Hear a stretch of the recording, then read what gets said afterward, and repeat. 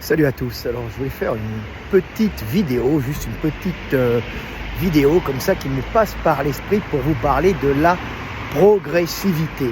Alors on a eu toute une bande d'abrutis de zététiciens qui vous ont expliqué que le soulevé de terre dos rond pouvait être pratiqué en très lourd s'il y avait une approche progressive, c'est-à-dire qu'on habitue le corps, donc l'organisme et particulièrement les disques à des contraintes dues à l'arrondissement du rachis avec des charges qui seront progressives. Alors, ce sont des abrutis qu'il ne faut pas écouter parce qu'ils ne comprennent rien. De toute façon, le sport est une histoire de progressivité. C'est l'histoire de Milon de Crotone qui se muscle en commençant à porter un petit veau et qui tous les jours le porte pour à la fin porter un taureau et devenir lui-même un véritable taureau. Donc ça s'appelle la progressivité. On habitue par des charges successives ou un effort qui devient de plus en plus intense le corps à des contraintes et les muscles se développent, les tendons se renforcent, les structures osseuses se renforcent aussi. Ça s'appelle la progressivité.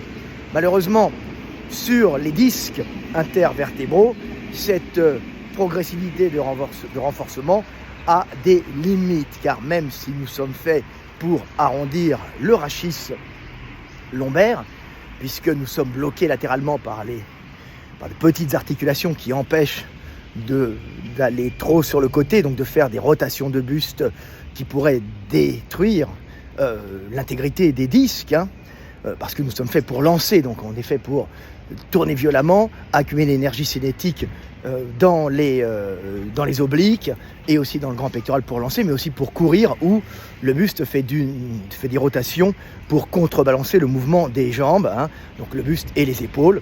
Donc on est fait pour avoir de très fortes contraintes sur les lombaires, particulièrement en rotation, les articulations lombaires et les disques, donc c'est bloqué pour éviter d'avoir des problèmes. Malheureusement, ils n'ont pas compris, ces zététiciens, que quand on se penche en avant, il n'y a aucun problème, on voit les gymnastes le faire, on peut aller chercher un pack de bière par terre, porter des poids, il y a un renforcement progressif.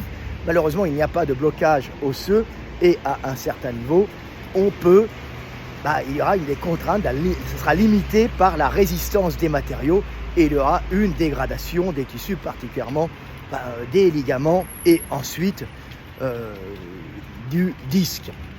Alors bien sûr, il y a, en fonction des individus, plus ou moins une grande sensibilité et une plus grande résistance des tissus en fonction de l'âge, de l'hydratation de ces tissus, des disques et des ligaments, et de leur bonne conformation, qu'elle soit génétique ou bien qu'il y ait eu des traumatismes ou des problèmes de croissance, ce qui peut arriver. Mais à un certain moment, s'il y a trop de poids, il y a une phase critique et en arrondissement, vous allez dégrader le disque à un certain niveau et créer des hernies qui peuvent se résorber, mais hernies qui peuvent être terrifiantes.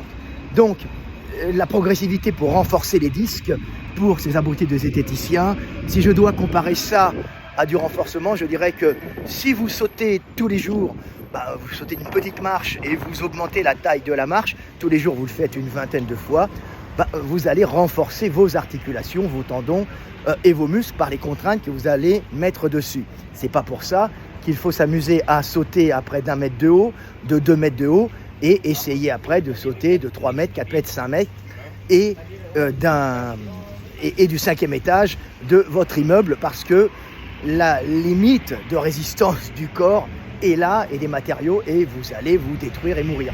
Donc c'est pareil quand vous faites du soulevé de terre.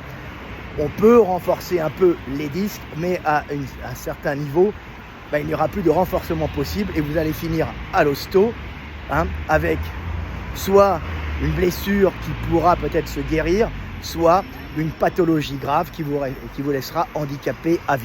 Donc, la bande Jake and Fit et ses gnomes qui l'entourent et l'immonde Thomas Doron qui m'a diffamé et qui fait la promotion de ces choses-là, donc du soulevé de terre dos lourd, arrondi, soulevé de terre dos rond arrondi, vont à l'encontre de la logique. Ce sont des abrutis, ce sont des gens très dangereux et comme je le dis encore, ils vont à l'encontre des recommandations d'État, même s'ils sont financés par l'État, bien sûr, mais ils vont paradoxalement à l'encontre des recommandations du ministère de la Santé, du ministère du Travail, de la médecine du travail, des assurances et aussi, ce qui est très drôle, du ministère de l'Intérieur et des formations de gendarmerie. Je vous les ai mis sur la page.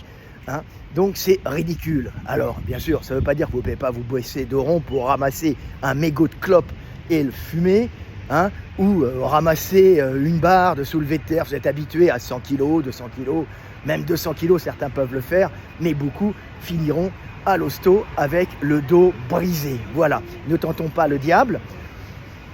Il faut savoir que tout le monde n'est pas pareil devant la charge et qu'à un certain niveau,